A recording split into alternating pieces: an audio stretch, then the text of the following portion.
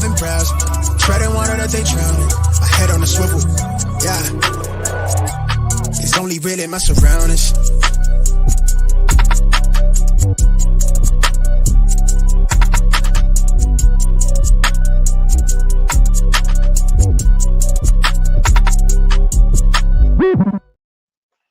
Hello and welcome to episode 125 of the Smash Accept podcast. I'm your host, Michael Royer. You can find me on Twitter at Dynasty_DadFF. We're recording a little bit later tonight, so, getting that out of the way. Joining me as always, we've been talking rookies lately. We did the first round 2 weeks ago. We did the second round last week. Welcome again, John. We're going to be chopping up with rookies, and we're going to talk free agent running backs, because that's the biggest question I've been getting lately is, what do we do with these running backs? What do we do with these rookies? Like a running back. Get up, man. I'm straight up the block. I could run it back because I'm straight with the rock. Dude, that's like 3 straight weeks of Jay-Z quotes and straight fire. And guys, you guys have been coming out like crazy for this 23 content. And like we're breaking records over here of how many listens you guys are. We can't thank you guys enough. And tonight, the idea of it all is the biggest set of questions I get, people are always like, Dad, what do I do with those 2019 running backs? Because they're going to be free agents, and we're looking at guys like, it's going to be Josh Jacobs, and we're going to have Miles Sanders, Tony Pollard. Who else we got in that group? I mean, Devin Singletary. It is just a fun Damien group, Harris. Of guys in there, and David Montgomery. Then what we want to do is, I made a thread today, and I put that out there, and we're going to compare and contrast where these rookie picks are worth for you guys. But I said, you know what? It's better to get out ahead of it. So we want to talk about those 2020 running backs too. And there you got Jonathan Taylor, J.K. Dobbins, DeAndre Swift, Cam Akers, A.J. Dillon. Like, we want to help you guys understand when you should buy these guys, when you should sell these guys, what these rookie picks are worth in those same areas. Because, John, I mean, we talk about the rookie, the shelf life of a running back, right? And we talk about that first year and that first set of their contract years. And then it gets to be a little bit dicey because we never know where they're going to go after that. Are they going to come back to that team? Are they going to go somewhere in free agency? Are they going to break down? Now all of a sudden they're at that age of these guys are 24, 25, 20, going into 26 years old. And it's just a game changer in this new dynasty running back landscape. Yeah, this is a really important piece for everyone to nail down is the running back position. Championships are won and lost with running backs. And we've been breaking it down with the rookie running back class. And it's going to be a huge advantage for some of these top backs that are coming out on rookie deals in the NFL that you could ride, for that rookie contract for 4 years. But this is a really important topic, right? When should you move off these guys? It's something that is a dynamic. It's more than just these guys are getting older. And we've talked about this age cliff in that 27-year-old range, but there's more to it than that. Like you said, can they line up a second contract? And if they do, and if like some team pays up for them, that team now has to protect that investment. So what we see happen a lot of times in the NFL is they're not able to get the same workload that they had on that rookie contract. And we start to see some decline in the talent and the workload. And so you have to pick your moments to get off these guys. Now, at the same time, what we're looking at here is guys that are going to be a free agent maybe next year. Well, on that last deal, that last year of a contract, the NFL teams, they're in their best interest to ride them into the ground. So if you're contending, you may want to hold on to a guy like JT, right? He might actually help you win a ship. If you're not contending, you got to get off that pretty quick, right? So those are the things we're going to break down here today. That's exactly what I was going to talk about is JT having a year like Josh Jacobs this year. I mean, the Raiders straight up rode him. They just used him as much as possible. And I think to allude to what you were talking about there is I think we all got hooked on that 2017 running back class, right? And we just I think we held them too long. And if you're trying to sell Dalvin Cook right now, if you're trying to sell Alvin Kamara, Joe Mixon, anybody in that group, Leonard Fournette, it is tough. I mean, it is really tough. Aside from Christian McCaffrey, who had a nice resurgence and a great year, I mean, you're looking at, I don't think you can get a first for any of those right now. If you can get a 24 first, and you almost got to ride these guys out. So we're trying to, and we always do that at Smash Accept. We try to get out ahead of the curve. And the first guy we want to talk about with that, let's start with the cream of the crop for 2019. He was my 101.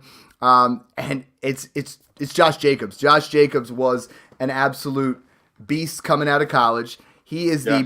the absolute prize of this class, but he's coming off his best season in nearly everything. Career highs in Oh, yeah. attempts, yards per carry, yards, receptions, receiving yards, touchdowns. I mean, Josh Jacobs went out and balled out. Now, what you got to look at is Josh Jacobs is technically, he's in that, since he was taken in round 1, is a guy that could potentially be kept for that final year. But Jacobs has already said he wants out. Team sounds like he wants out there. So they may franchise tag him. That's the rumor right now. But the reason I'm buying in on Josh Jacobs, and right now I have him as my RB9. And if you look at it, I mean, you got Bijan 1, Brees 2, JT 3, Walker 4. They're in their own tier. Barkley, CMC, ETN. And then I have him in the same tier right now as Eckler. Just Eckler and Jacobs above Javonte Swift and in that area, because my man's 24 years old. Yeah. He's coming off an absolute monster year where he was RB3. And you have to just start looking at some of these deals and start thinking what happened. This is a guy who he will be 25 when the season starts. But, John, he was RB8, RB11, and RB3 when you're talking points per carry leagues. It's not just this year. Josh Jacobs has had 3 fantastic years. Now he goes into year 4. And I think this is a situation where I kind of said it with Tony Pollard. We just saw what he's able to do. But there are 4 teams rumored to be interested in Josh Jacobs right now. So right now, those 4 teams, Detroit, not wild on that, but Miami, Philly, and Buffalo, all 3 strongly rumored towards Josh Jacobs. Now, can you imagine Josh Jacobs in that Philly offense? Josh Jacobs in Buffalo. Wow. Josh Jacobs, even more, the one landing spot that I value even more is Miami, because I think Miami's they're gonna get a workhorse back and really be in there. But we're talking a former offensive rookie of the year. He could play under the franchise tag, but he's a guy that I think we haven't seen his ceiling yet. Like coming out of college, I know there was a lot of talk of, he has those Alvin Kamara type receiving skills. This was his best year, as a running back, as a receiving back. But man, this is somebody who I'm super intrigued with, and I think this time last year, we were starting to think he was barely inside the top, 15? Now I firmly have him as my RB8, RB9, and I think this is going to be the year again for Josh Jacobs. Yeah, and what we're going to start doing here is helping you understand what is Jacobs worth relative to the incoming picks that we have in this rookie class. That's a very important thing to do here in the offseason leading up to these rookie picks. And when you look back at it, his talent was enough to go in the first round. So right away, we're asking ourselves, okay, where are the potential first round rookie running backs going to be coming out this year? Maybe early second. That range is fine too. We saw some of the top backs in the NFL get early day 2 draft capital as well. But I think, again, it's important to kind of remember the type of investment in draft capital that these guys had coming out of college. Remember, he was over at Bama, and he's still young. And he really got it done. He really proved that he could carry a really large workload. He could get the receptions as well. I think let's talk about him in comparison to this rookie class, because I think this is. I'm saying I'm buying, and everything is strategic. Some of the deals recently that I've advised people to make is Travis Etienne in a 24 third for Jacobs and the 205. We talked about those 23 seconds. Okay. That's an area where you're talking about a guy that could cash in. Dalvin Cook and a 210 for Josh Jacobs. And then recently, I suggested the Superflex 109 for Josh Jacobs. When we do those threads as far as values, right now he is sitting in that 107, 108 range. And John, if I come to you today, hey, this is the last piece of the puzzle. Do I want one of the running backs or wide receivers at 107 or 108? Or do I want Josh Jacobs? And I think this is really what we try to do and try to make things applicable. Is, we talked about, we have Bijan 1, Stroud and Young 2 and 3. We have JSN at 4, Gibbs at 5, and then it gets a little bit more fluid. So if you're sitting there at 107, 108, are you willing to go out and make that investment for the 25-year-old Josh Jacobs, or are you going to kind of roll with the class? Yeah, that's a real tough one. That's right about where I have him, and I know that you had kind of dropped Jacobs in between that 7 and 8 range. I currently have had a tier of players that you rattled them off there, like Gibbs, Jordan Addison, Quentin Johnston. That range after 8 for me is kind of where I would a fall off. That's where I have a tier break right now, and so that's where I would really start to consider Josh Jacobs. But look, you could move around a little bit. I could see maybe going, if you had the 107, would you make that move as a contender? You really want to make sure by making a move like that you're really increasing your chances. You feel like you're for sure a top 3 team. If you're not, I'm not as likely to make that move. This is the kind of thing we talk about, top 3, bottom 3. If making the move for Jacobs gets you there, okay, I'm probably in. But again,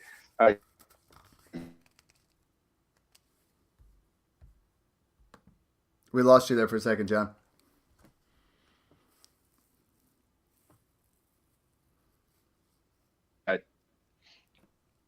on investing in running backs right now because of Okay. the landscape that's going to dramatically change with all these free agents moving around, with all the rookies coming in. So that is kind of what we're prefacing this with. But if Josh Jacobs just proved himself, he either comes back to the Raiders or he goes to one of those other teams you just mentioned, the risk is actually pretty low. And there's less risk there with Jacobs than some of these other guys that are going to be moving around. So I think that's probably in the range that I would consider Jacobs, 7, 8. Certainly getting past 8 for sure. I'm going with Jacobs.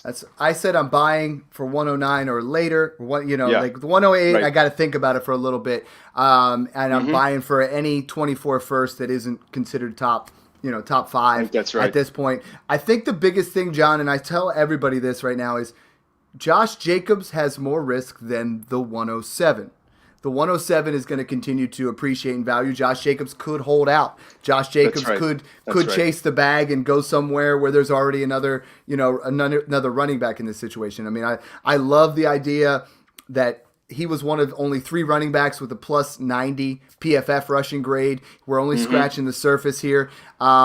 He did have a top 12 offensive line, as far as PFF graded for the run. So he's in a good spot, but we talk about some of these other spots and they do feel like great spots. So I'm buying Josh Jacobs. Ideally go out there and see if you can get him for a 24 first because they're all hot right now. See if you can get him for maybe 109. Okay. I like that. Maybe even a pair of seconds, even though those seconds we talked about are really hot and they're going to continue. I would give up the 204 and the 208 because I think, we talk about the hit rates. I mean, you're looking at maybe 17 to 20% in the hit rate for those second rounders. So I think the hit rate of Josh Jacobs is 100%. So you're set there.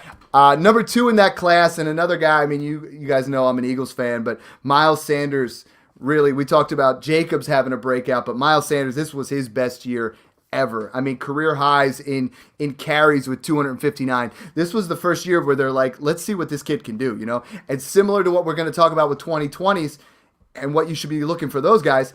I mean, it's the last year of his deal, right? Like, why not? Let's see what he can do. Let's put it all out there on the table. Let's run him down a little bit.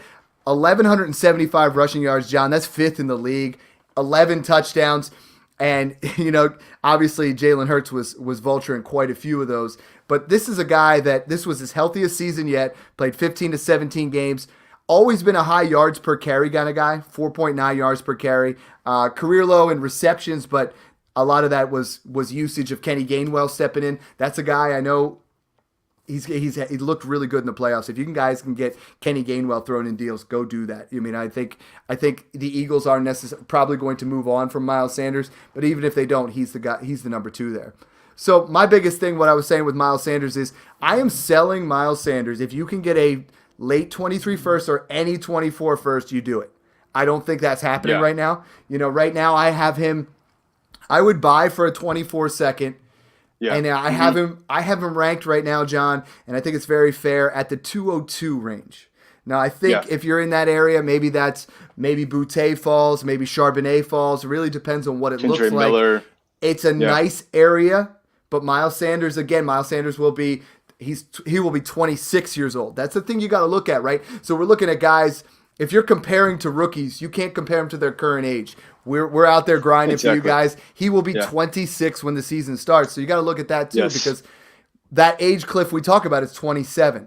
He's coming off that ideal situation, John. I mean, the Philly run game is absolutely ideal. That's where you want guys in there. So recent trades that I've helped complete that I want to get your take on. First one is Christian McCaffrey for Miles Sanders and the 104. So you get that's a super flex. Your thought on that trade? Christian McCaffrey for Miles Sanders in the 104. Yeah, if I'm contending, that's that's a tough one. I might be still, believe it or not, leaning McCaffrey on a contending team, but it's tough. If I'm not like for sure going for a ship, I like the other side. Yeah, and my thought process on this is, I love the insulated trades. This year, Miles Sanders was 80% of Christian McCaffrey. Now you add JSN to Miles Sanders, and that to me is a win in that one. Another one I kind of liked, I talked to one of our listeners, and we traded Zeke in a 24 second for Miles in a 24 third. I think Zeke is a lot less tread on the tire left than Miles Sanders. And Miles Sanders is that guy that, we talk about he's 26 years old, but his carries have not been what some of these other backs are. This was the first year we got to see that. The other one is, and I thought this was a smash accept, a Superflex 204. So I'm coming to you now, John. We're talking that 202 range. Mm-hmm. We're saying Boutte, we're saying Kendre Miller, we're saying, maybe Charbonnet falls in there. Those are the kind of guys we're looking at. Right. Talk to me a little bit how you see that breakdown, because I think a lot of our listeners are bailing off this class recently, which is blowing my mind. I'm seeing a lot of analysts out there being like, hey guys, let's start looking at 2024. No, just no, okay? Like, we have not seen what's out there. I see people trying to find warts on all of the prospects now. They're like, you don't want the quarterbacks. I do. They're like, I saw someone the other day with like, be careful, Bijan could be the next Clyde Edwards-Helaire. Absolutely not. Bijan Robinson has been the best guy in this class. Clyde Edwards-Helaire, sorry if you guys weren't paying attention, was like RB6 that year, but people decided to get foolish and make him the RB1 because he went to the Chiefs. This isn't a guy going into a landing spot. He's an absolute stud. Same with Gibbs, same with JSN. Like, people are really trying to find issues with this class. Yeah, and be careful with that, right? Because we're always going to shoot you straight with the values and where these classes are at. I mean, we were kind of talking down on the part of the 2022 class, but I think we are just at that point in the offseason where everyone's kind of got rankings out and tiers and profiles and mock drafts. And so what do we start doing? We start breaking each of these guys down more and more and start knocking some of the prospects. I don't want to knock that. There's a lot of people. John, you and I, we started, since the season was over, like, let's formulate a game plan to give our listeners the best content and the best draft, prospects and how it works. A lot of other analysts, and I'm not speaking ill on them, but they're just coming out of the woodwork now and just trying to throw some takes out there. And, there are draft guys, and then there are guys that, I know you've been diving into the draft analysis, and I'm big on the trades. And when we merge it together, it works. But there's a lot of guys throwing out takes out there.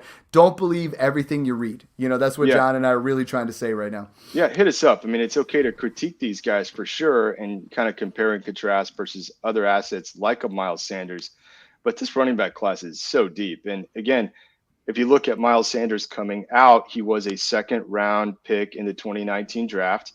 He's at 5'11", 211 type range. And if you look at this class, you got a lot of other guys that you're resetting the clock on that are similar day two draft capital projected, similar size, even better speed and athleticism in many cases.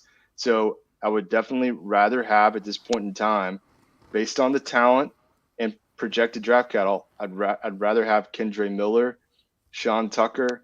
I would rather have, obviously Jahmyr Gibbs. I would rather have Zach Evans for sure.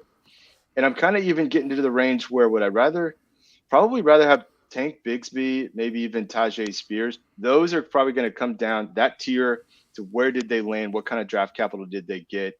But, you're getting a younger running back that could end up in a strong situation there. So I'm kind of down into that range where I would really prefer the running back pick coming out over Sanders until you get into that Tank Bigsby, Tajay Spears range like we were talking about with our second-round picks last week. And I've always been I've followed him since Penn State. I've been big on his athletic profile. I mean, I love Miles Sanders, so I think he's a buy for me in that range, unless Charbonnet would fall. But again, you don't have to do this now. We're just trying to say this is how you can look at it, because Miles Sanders could get an uptick in value if he goes to the right situation, but he is in the best situation. Yeah, now. that's the thing. Right? So it's like there are guys committee. that they can go to a better spot, but like Miles Sanders is in the spot, in my opinion, of the number one running offense in the league. He was the guy that was that bell cow this year. No doubt. So, if you got any Sanders trades, bring them our way. The next guy.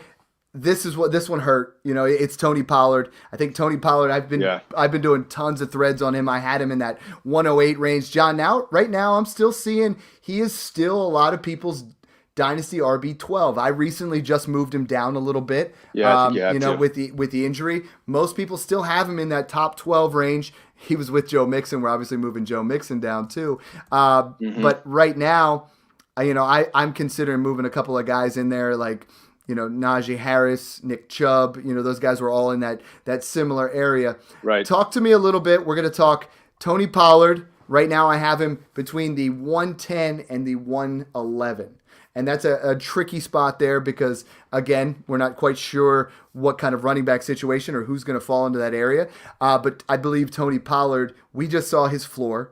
That is a rock solid RB2. This year he was an RB1. I think we saw that, and the upside is definitely there on a guy like Tony Pollard who, just had his best season. And there's a recurring theme here that we're going to when we move to the 2020s, you got to listen. Like if we're talking all these 2019 rookies had their most usage, their most yardage, their best season, it's because one, they want to get paid. Two, the teams are trying to utilize them as much as possible. This is just foreshadowing. Yeah, those contract years are really big. And if you're on those contending teams, you definitely want those kind of guys. So that's why we're talking this through. And Pollard, man, did we see his peak, right? Did we see his ceiling? Well, there's a scenario where Dallas moves on from Zeke and they kind of commit to Pollard. Maybe they bring in a complimentary back. The Zeke contract, hard to get out of that right now. The dead cap would, I don't think it's even possible on this one. Because I've been looking into, I have a lot of people tweeting at me. They're like, I think Zeke's gone.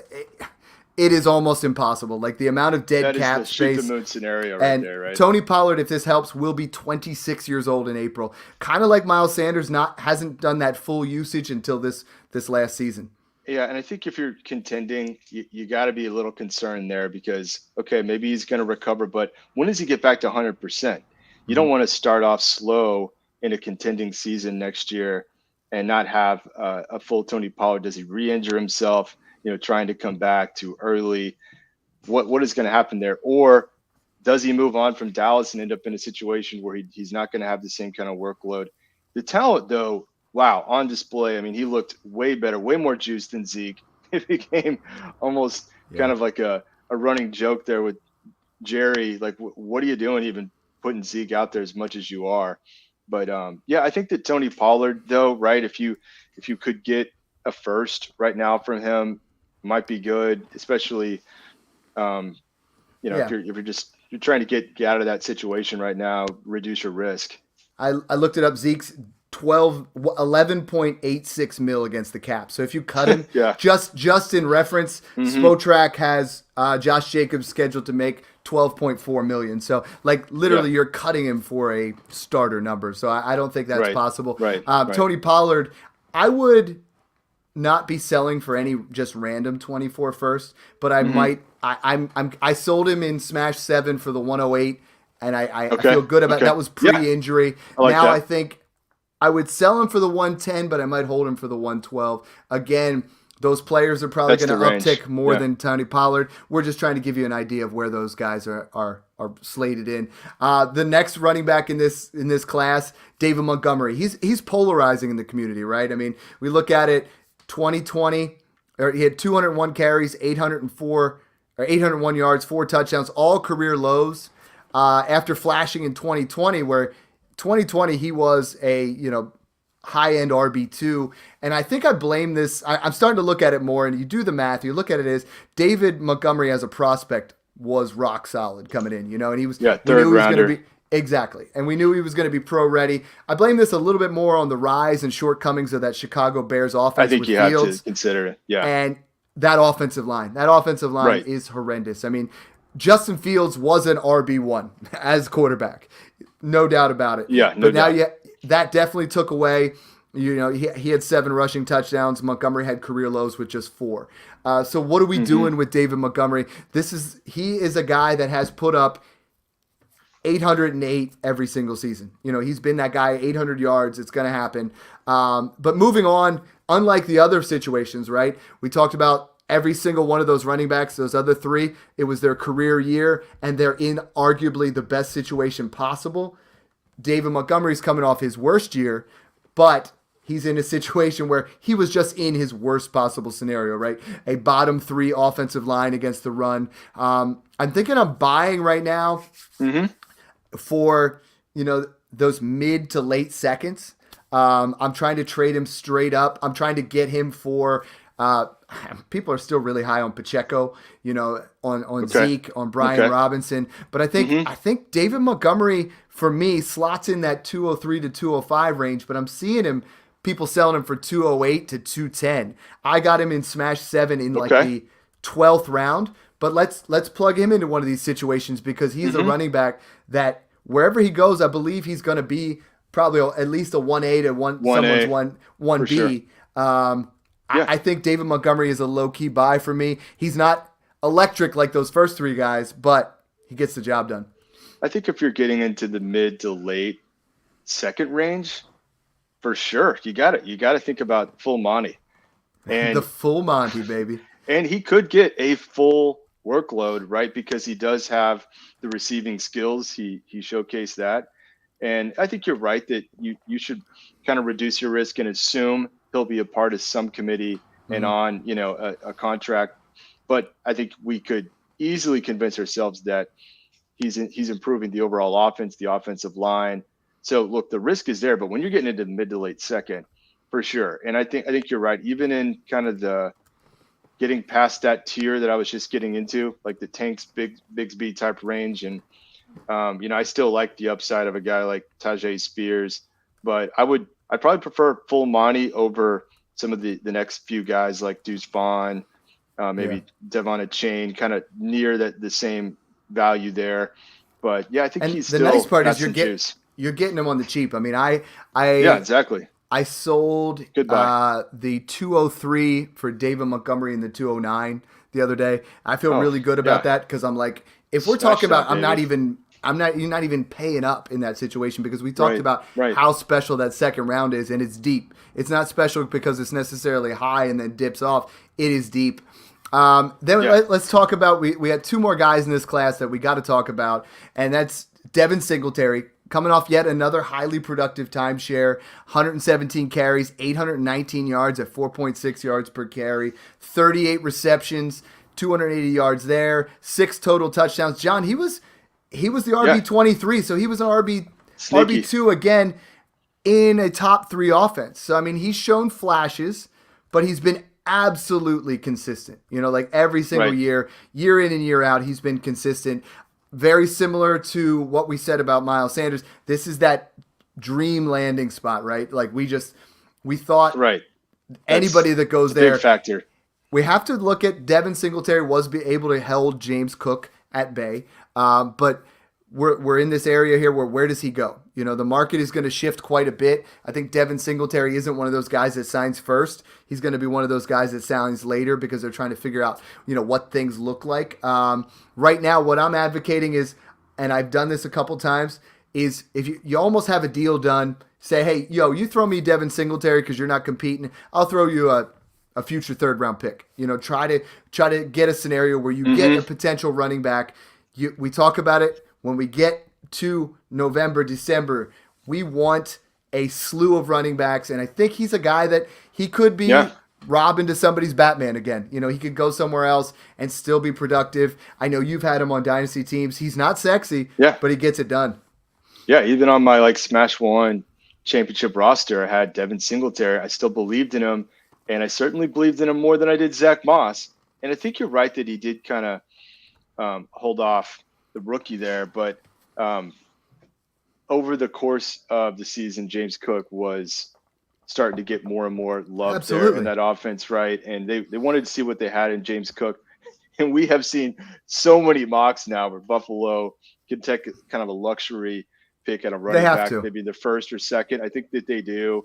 I think Devin is going somewhere else, but I think he still could be a sneaky flex type player. And you could just kind of use this whole situation that's developing where it's very likely he's going to be leaving Buffalo and buy him on the cheap, get him as a toss in. But I think you're right. You want to give any contending roster plenty of running back options, and picking up something cheap like that. But again, this guy he was pretty talented. He was also a third rounder, kind of went in the same range as David Montgomery in that 2019 draft. And he really still could carry the load between the tackles. He's shown that he can catch the ball as well. Sometimes that could extend the longevity of these guys if they work them like that in an offense. So yeah, maybe he's a 1B, but he can still contribute for you. And what we're saying here is that the value could be there. So this is where I'm getting more into kind of the late second range. Most of these second rounders that we talked about last week, I'd probably prefer a bit over Devin Singletary. Well, and I think the upside's there. It's like, it is. I have him ranked around 211. Would I pay 211? Probably not. Would I pay a 24-second? Probably not. Like this is a scenario where you'll have to get creative to get Devin Singletary if you want him. But I think it's a scenario where you could get him pretty cheap. Like a lot of times I talk about these kind of moves and they don't understand it. But I'm looking at a team where I'm not all that good and they're a contending team. And I was like, hey, why don't you give me Singletary and your third for my second, and then you look there in between, or the other way around. You're contending. They're not. You get in that situation, and the difference between the second and third is nothing, and then you get Singletary basically for free. Yeah, right. The other guy you can get for free, and I know you love him as well. Once a RB2, but Damian Harris has become a dynasty afterthought. Coming off 106 carries, career lows in every single area. But let's not forget, before Ramondre Stevenson took over this backfield, we're looking at a guy who was winning you fantasy championships with 202 carries, 929, almost 1,000 rushing yards, 15 touchdowns, 4.6 yards per carry as a workhorse. Damian Harris is no longer a workhorse no matter where he goes, but he's a prime add-on for a deal, John. Like this is something where I think you could get him for any 24 third. I think this is a guy that you get added onto a deal. You don't start the deal and say, hey, what do you want for Damian Harris? Because then all of a sudden their radar goes off. But this is someone who, exactly. You're just like, throw him in. Let's finish this deal. And I know you like Damian Harris as well. Yeah, and I've had him on some contending rosters. I mean, we saw what happened this past season, but that creates a buy low opportunity with this guy. He was also a third round pick in the 2019 draft, just after these other guys that you just talked about, David Montgomery, Devin Singletary. The talent there, and again, I keep bringing this up because it's good to understand if you're looking at rookies, kind of like talent-wise, draft capital-wise, how do they stack up, right? And it helps you gauge the value there. Of course, you're resetting the clock if you can get a rookie that goes somewhere in that same range with the same kind of size and speed. Right. But Damian Harris is just a very reliable back. I mean, he definitely was the top running back for Bill Belichick in that offense for a while. And he just seems like a dependable back that could absolutely reward a team with, strong carries. He's not going to wow you. He's kind of lost some of that initial burst that he had, but you could see this guy actually carrying a load and contributing flex type stats for a contending roster. I wouldn't mind grabbing him for cheap right now, just like we talked about with Singletary. So I like that. Who would you prefer between those guys? Damian Harris, Devin Singletary. I would take Devin Singletary. Yeah. I think so. I think I saw more out of him. You know what I mean? And maybe that's out of sight, out of mind kind of deal. But I think you brought up a great point there is the draft capital. These guys, you mentioned that on all of them. And I think that's the biggest part of the process of our podcast on second round running backs, right? The draft capital is going to absolutely matter. If they get first, second, or third round, that's fine. Sometimes you get these fourth rounders, but when you get these 5, 6, and 7s, it's a lot of dart throws. It's a really very important. Absolutely. So now let's get into the fun part of the pod. We talked about the 2019s. That class was not quite as exciting. 2020, is very similar to 2023 is we got some ballers, right? And this 2020's version of Bijan Robinson was Jonathan Taylor. He's the prize of that class. And he was taking a big step down. And we talk about February ADP of 2022. He was that 106. And I think I took him in Smash 3 at 106, especially in a points per carry. Now he's going 206. So now we got to look at it. Is this a value? After being the RB1 overall, absolutely monster season. 332 carries, 1,800 rushing yards, 18 touchdowns, 40 receptions, 2 more touchdowns. I mean, he was that guy, right? I mean, they absolutely dominated. Due to the volatility of the position, we were talking about selling him before, and I want to talk. Right, we were. I want to talk a little bit about where we're at with Bijan in comparison to that. Is when Jonathan Taylor was going 106. 2 trades that I made. One of them was I traded Jonathan Taylor for the 22, 101, and 107. People were like, "You just got hosed." I'm sorry, I got Breece Hall and Chris Olave. Yeah. So I did not get hosed. Yeah. But at the time, right, it sounded horrible because people were like, that ain't going to work. Another deal that I made before that was I traded Jonathan Taylor Jonathan Taylor for A.J. Brown, who was with Tennessee at the time, and a random 23 first. That random 23 first became 104. Now I just got A.J. Brown and Jackson Smith and Jigba for Jonathan Taylor. So we got to at least look at the scenario. I had a guy reach out yesterday. He's like, Dad, guy offered me the 102 and 103 for Bijan for the 101. I was like, just take it. Just take it. Just take it. Because we've gotten to that point of things.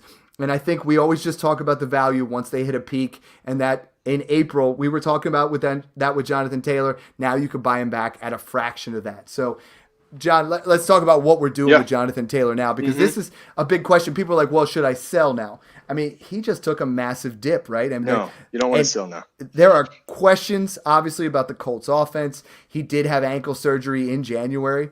He says he's going to be absolutely fine. But, I think what we got to look at is this is a season where we just saw the absolute worst possible. We did. Nagging ankle injuries. But he becomes a free agent in 2023. So, John, why would the Colts not give him 320 carries this year? Why would he not be at least a mid RB1 in 2023? Oh, I'm all over JT in this coming season, and I think that what you're going to see is the value will certainly improve versus what it is right now. He's definitely a buy right now. I think that the Colts' overall offensive line, and quarterback are all likely to improve. There's going to be a new coaching staff in place as well. Hopefully not Saturday, but the Colts' overall situation is going to be completely different, right? New staff, new quarterback, new line. JT's talent is still there. We've already seen it before, and in this situation, unless you're really getting like the 101 or 102, maybe 103, I'm probably holding on to JT here. Perfect. That's where I have him right now. I have him above the 104, but below the 103. But you could talk me into a deal with the 103. I think you could talk me into it if I had the quarterbacks. It's about right. And I think that's the interesting part. Some trades that I've advised recently, and I want to get your input. I talked a guy into giving up Travis Etienne in a 24-second. For me, that's a smash. I think Etienne had a great year, but if you can get Jonathan Taylor where he's going to be. Another one was give up post-injury Pollard and Pittman for Jonathan Taylor. I kind of like that. The other one I had was 104 and Donovan Peoples-Jones. But these are the fun ones. These are the fun ones, John, because these are the insulated trades. These are the ones that I think are going to be monumental like this. So I advise the guy to trade Jonathan Taylor for Garrett Wilson in the 202. Think about that. Garrett Wilson and Charbonnet, that could be huge. Yeah, that's huge, right? That's what you want to do here. And again, I think that you do need to consider waiting, but there's still plenty of JT fans out there. And so we're just saying, don't sell on the low, right? Exactly. His value uptick is going to come once you start seeing him back on the field. Yeah, right? the old JT back with a new offense, new coach. That's the time. But I think in general, what we're saying is if you can move off of him for these types of deals where you do have the insulated value, you can get one of these new, young, hot running backs, all the hotness that we've been talking about, then you probably do want to do that. But man, if you're contending I'd feel great about having JT sitting there on Oh your yeah. roster with the Well, workload that he's about to have. those first three were buys for Jonathan Taylor, right? Like I Right. was advising buy. Absolutely. The other one I just recently did with Jacobian is I got AJ Brown and the 210, and AJ Brown's going in that same area as JT. You know, we're talking about the wide receivers are safer. So if you're not trusting in that way, then you doubt. get the insulation of that pick. You know, another one that was Jacobs in a 24 first. You know, that one's a little bit more dicey for me. But I think if you're not getting something with some serious insulation where you're not banking in that Jonathan Taylor is going to appreciate in value, period. Like, I think it's just the writing's on the wall. It's going to happen. Invest now if you can get it on the cheap.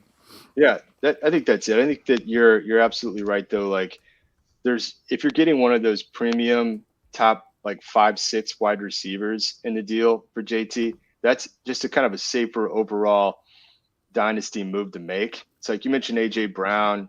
Who else would you think that you'd consider? Yeah, you got to look in that area of that second round. You know, like I think you got Jalen Waddle. Right, for me, I was buying Garrett Wilson. I think that's that area. Maybe even CeeDee Lamb, but maybe, you know, like that's where you want to be. As far as running backs, I like that. If you can get anything on top of, if I'm selling him, you know, if I can get anything on top of maybe Kenneth Walker, I think that ship might have sailed. I've also seen people trade, you know, Jonathan Taylor plus to get to Breece too. So, I mean, like if you're coming off of Breece, you might be able to go scale back. I mean, heck, you might be able to you might be able to get Bijan in the first for Jonathan Taylor at this point. Craziness, but you know we're just going around here. So let's talk about the next guy in that class, DeAndre Swift. He has looked, his rookie year, he looked fantastic, right? Prime for a breakout in 2021, didn't really happen. Ankle injuries really kept him at bay. In 2022, and then. But if you look at closer review and you just start looking at things, this was his most efficient season yet. I mean, it's bizarre to look at. So rookie year, 114 carries, 521 yards, 4.6 yards per carry. 2021, 151, 617, 4.1. This year, 99 for 542, 5.5 yards per carry, and he had his most touchdowns of his career. So I'm looking at DeAndre Swift. I know you were the same way. We're watching him play, and you're like, why is Jamal Williams there? Yes. You know, that's okay. Crazy. But then what is Justin Jackson doing in here? Like, why is he eating into the workload? So, you know, I know there was a lot of people thinking, hey, they were trying to keep him fresh. They were shooting for the playoffs, so I don't think that's it necessarily. So what should we do with DeAndre Swift? And I think we have an opportunity here with a guy that has RB1 upside for sure, one of the better receiving backs in the league. We know that. They are likely, you know, if they bring Jamal Williams, that's the best case scenario. If they bring him back instead of going out there and drafting someone else, but I think this is this is the year where he's going to, you know, he's going to get that usage. I could see him easily having his highest yards or carries in his career is 151. I could see him having that Miles Sanders type year here where he gets 200 plus carries, where he gets 60 plus receptions, you know, and he becomes a mid RB1 in 2023. I know it sounds crazy, but let me talk to you about a couple trades that we did recently. Okay, and let's hear it. Right now I have, before I do that, DeAndre Swift I have between the 108 and 109. Exactly, and where I have him. That tier break right there. Yeah. I think I would debate either direction. You know, like whichever way I could get a little bit more, I would be there. And I think there's potential if he just turned 24, so he's a little bit younger. And I think this is a guy who, if he can shake off some of these ankle injuries and shoulder injuries and these nagging injuries, and if he plays a full season, he's definitely going to shoot up in value. Yeah, that's exactly where I have him. That's the tier break that I've been referring to, and we've been breaking down on the pod here. But I think there's 8 guys that I for sure feel comfortable as of today that I value over Swift. But really after that, I'm taking Swifty. I think he's a buy for sure. All these frustrated owners that we're seeing Jamal Williams get all the goal line and, you know, frustration with him not being able to stay on the field. I just will say that is the one caution I have, right? Because he has struggled to stay on the field. So you got to know this is a risk reward situation. So Absolutely. It depends on your roster construction. But for sure, I mean, I think we can convince ourselves that there's still plenty of juice and he's still a ceiling play week to week. And he's probably going to be coming back healthier. If he can stay on the field, he could definitely be an RB1. It's kind of the way I'm looking at it. first or anything after 108, Yeah. I'm taking it. Some deals that I saw recently, Okay, the yeah. 109 and 202 for Swift, I would have to take the picks there because we talked about Yeah, how that- good that area Sure. is. Sure. I saw Jonathan Taylor for DeAndre Swift in the 105. So, Okay, so it's to like me, I Gibbs, kind of like. maybe? I know I like the insulation there of potentially getting two guys that could catch up. I kinda like to that Jonathan side, yeah. Taylor. I saw Christian McCaffrey and McLaurin for Swift and Olave. I kind of like that if you're trying to get younger. You know, I mean, you get that Okay, yeah. that same area in Olave. Sometimes, you look at you might downgrade at running back, but upgrade at wide receiver, and I think that is like if you can get younger at wide Smart receiver, dynasty move. it's a win because I could easily see McCaffrey and Swift switching ADP by the end of the year because McCaffrey's going to be 28 and Swift could have a monster season. Another guy that we saw it again, John. This is a guy I think you've had on. I've had Swift as my breakout guy for last year. You had Dobbins. Yeah. Dobbins, Yeah.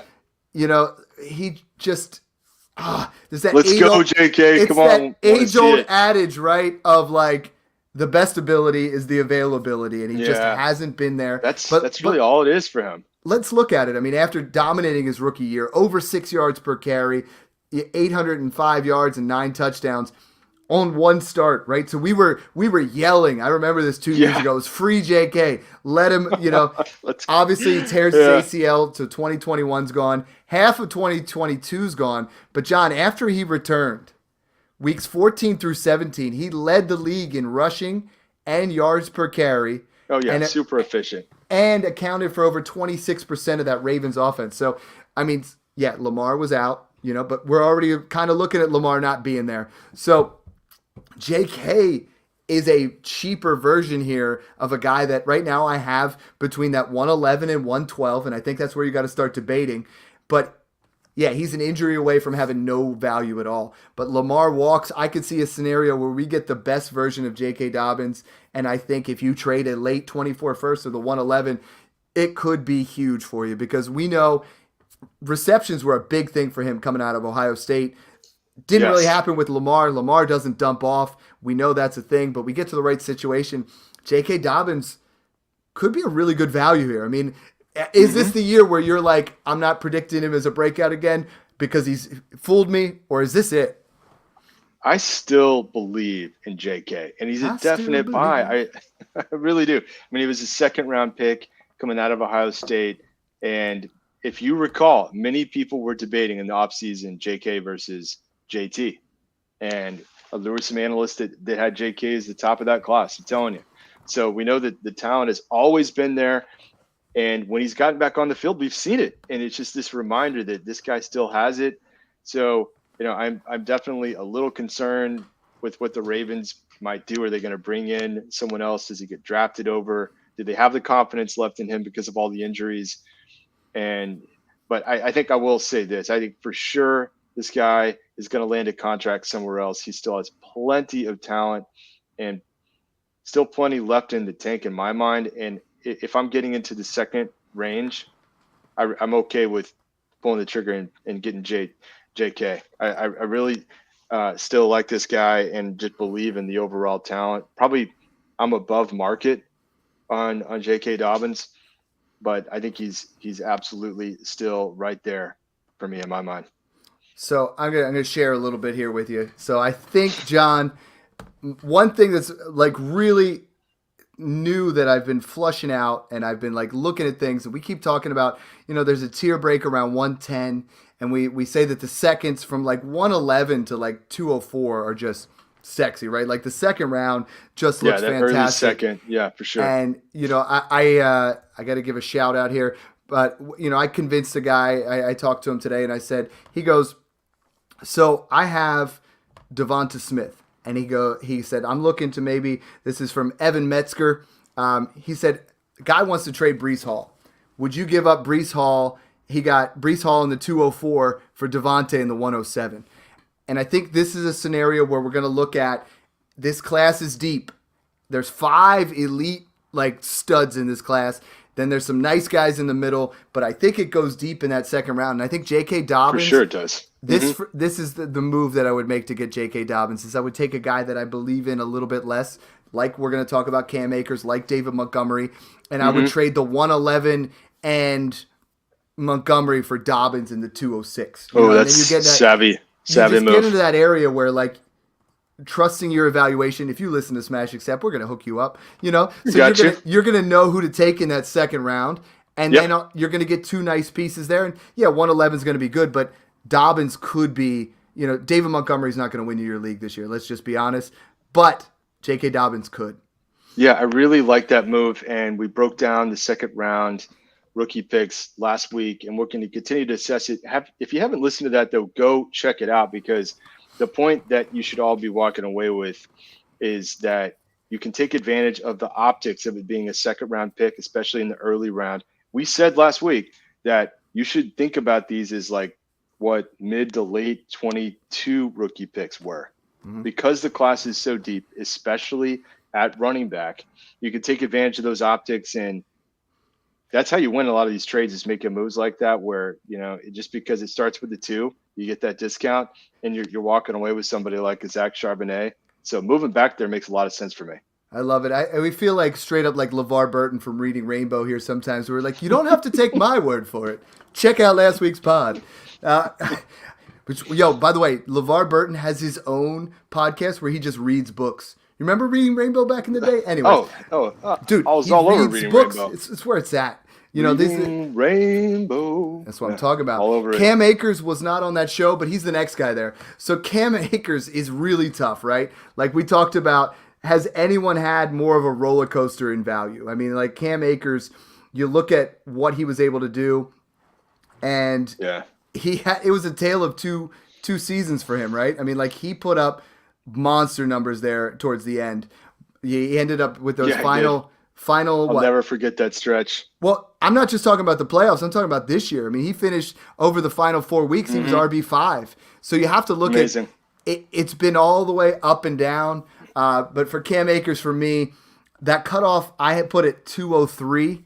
A lot of people are saying 201. It's hard, right? Because I think Cam Akers could get there could be more competition in there. But then on the other side, I'm telling myself narratives where the offensive line was a little beat up. Matthew Stafford wasn't there. There's so much to try to unravel. Definitely a problem. Yeah, you got to factor that in. So where would you value Cam Akers in that second round? And if I'm putting players on some of these rookie picks here, I would rather have Kendre Miller, Sean Tucker, Zach Charbonnet. And so what we're saying is those guys are late first, early second range. And then I'm probably going Cam Akers. And, I think we talked about somebody like Miles Sanders earlier in that same type of range. I might just go Cam Akers here. I think that there's enough to still believe in. And I think the Rams will improve their offensive line. They know they have to. They still got Sean McVay there. There's still some hope that that offense could get back on track. So Cam Akers overall, I wouldn't be opposed to do that. After some of those kind of that tier of running backs goes, at that point, I'd be comfortable moving to Cam. You got to give a shout out to T. Lou T. He's following alive on the live live stream. Us on that, yeah. He put Reading Rainbow is the best intro of all time, guys. I'm gonna put it in it. I'm gonna put it in at the end of the episode just for a little, little bit of nostalgia. But John, weeks 1 through 12, he was RB 67. 67. He was 9.5 touches per game, 32 yards per game, 0.1 touchdowns. It's like not happening, right? The final 4 weeks, RB5 with over a touchdown a game, 18 plus touches, 96. This is a similar situation as Dobbins where, he gets hurt again, values nothing. But if you can get Cam Akers, I think this could be another guy that's low key, a nice little buy here. He's because a of this, butterfly in the sky, you might say. I could fly twice as high with Cam Akers, baby. Let's do it. 2 more guys here that we got to get in before we totally lose it and talk about other children's shows. AJ Dillon, another projected breakout for this past season, just didn't quite happen. 186 carries, 770 and 7, but his yards per carry dipped, which was disturbing. Went from 4.6 to 4.1. He always has, about 28 to 30 receptions, which gives him a nice solid PPR floor as a nice flex. Are you willing to buy him right now? His cost is the 208 to 210 range. which is funny because that's where I think I got him in a couple of drafts originally. So he has not gone up or down. Yeah, like he's back to where he started. For a while, he was valued for sure at a first round rookie pick range, and now he's back down. I think you kind of have to remind yourself of just the overall talent that he was coming out. He was a receiver at Memphis. He was the big play threat. He had crazy speed, breakaway. Oh wait, we're going on Gibson. Did I say Gibson? Oh, I was on Gibson. My bad. No, that was AJ Dillon. Well, let's talk about Gibson too, because I'm on Gibson already. Yeah. I mean, Gibson was RB13 back-to-back seasons, and this year it was just Brian Robinson got more, so he had his worst, workload, his worst yards per carry, his most receptions. But I think on the opposite end, so we were talking about Dillon. Dillon is there, but Antonio Gibson is someone that, like, I think can only improve with a new landing spot, right? Like a new landing spot for him is what he needs. We're all waiting for that. And find a coach that knows how to utilize him, right? I think that he is a buy low. And between those two, so you got Gibson, AJ Dillon, you got Antonio Dillon, Gibson. You got the 210 to 212 range. Like, where do you put them in that? Well, and this will come down to your roster construction a little bit too. If you need a floor play and a running back, AJ Dillon's not a bad piece. But if you're looking for somebody that could really give you more of a ceiling, more of an upside to play on a contender, then Antonio Gibson for sure could be that play. I think I'd prefer that, right? I still like Antonio Gibson a bit more there. That's maybe why I skipped over AJ Dillon. Poor guy. My bad. He's still, he's still got the big thigh master. He's got the quads. Kind of the quads. The quads. Yeah, Quadzilla, baby. Quadzilla. Yeah.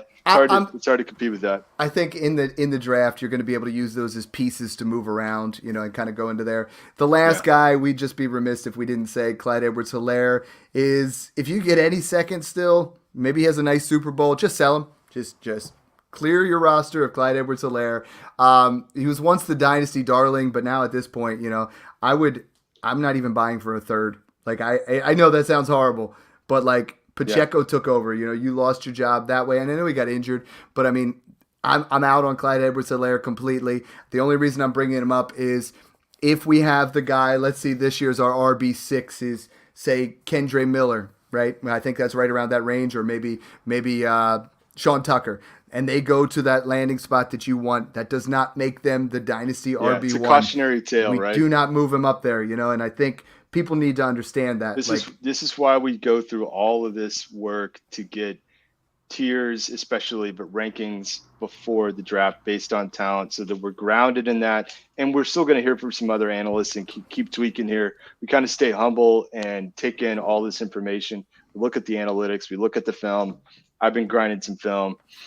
That's the cautionary tale that we have with CEH, where he rose up boards. He was going, in some cases, number one overall, certainly became like a consensus, top 3 pick that year in top 3-4 range. That's what we want to avoid here, because look what happened. Just bottom fell out, and he's just not even worth the third. I was so pumped in the Ultimate Podcast Dynasty Podcast League, which, by the way, smash except one. Year 1 and year 2, and then it folded. But I had 102, and I got Burrow because the guy traded up ahead of me to get Clyde Edwards-Helaire. I'm like, it's amazing to think about. Like, could you like that's insane. But this has just been fun. Don't go selling those 23 picks based off of random information you're hearing right now. Continue to, grind it out. Listen to what we're talking about. We're gonna have some great guests in the upcoming weeks. So thank you guys for tuning in, and enjoy the process.